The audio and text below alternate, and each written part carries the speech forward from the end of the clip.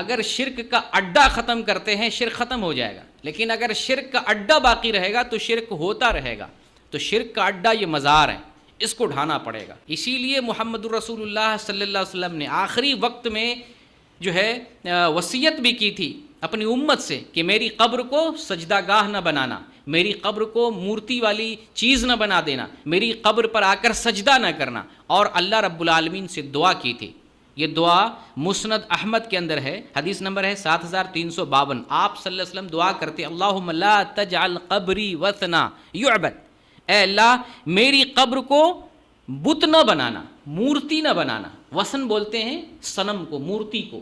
میری قبر کو صنم، مورتی نہ بنانا جس کی لوگ عبادت کریں۔ یہ کس کی دعا ہے؟ محمد صلی اللہ علیہ وسلم کی دعا ہے۔ رسول اللہ صلی اللہ علیہ وسلم دعا کریں اور قبول نہ ہو، ایسا ممکن ہے؟ ممکن نہیں ہے۔ آپ دعا کریں اور قبول ہونا یقینی ہے۔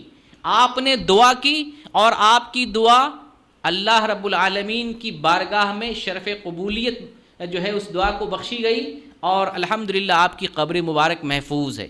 میلہ ٹھیلا نہیں لگتا ہے، چادر نہیں چڑھتی، وہاں پر طواف نہیں کیا جاتا ہے، اور وہاں پر جو ہے مزار نہیں بنایا گیا ہے، آپ کی قبر کے پاس شرک نہیں کیا جاتا ہے۔ یہ آپ صلی اللہ علیہ وسلم کی دعا کی برکت ہے۔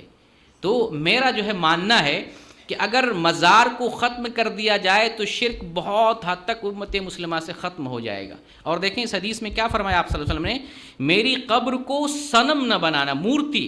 اس کا مطلب یہ ہے کہ اگر قبر کو سجدہ گاہ بنا لیا جائے تو صنم ہے، مورتی ہے۔ جیسے ہندو لوگ مورتی بناتے ہیں، وہ مورتی کھڑی مورتی ہوتی ہے۔ اگر کسی پڑی مورتی کو جو ہے عبادت کرنے لگے وہ بھی صنم ہے، وہ بھی مورتی ہے، وہ بھی مورتی ہے۔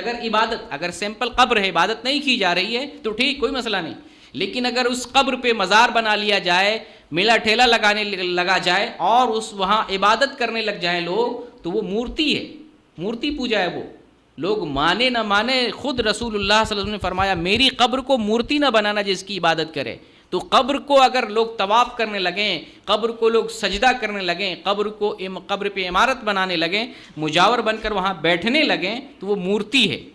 یہ شرک کا بڑا اڈا ہے، لہٰذا ہمیں اس بارے میں آگاہ رہنے کی ضرورت ہے۔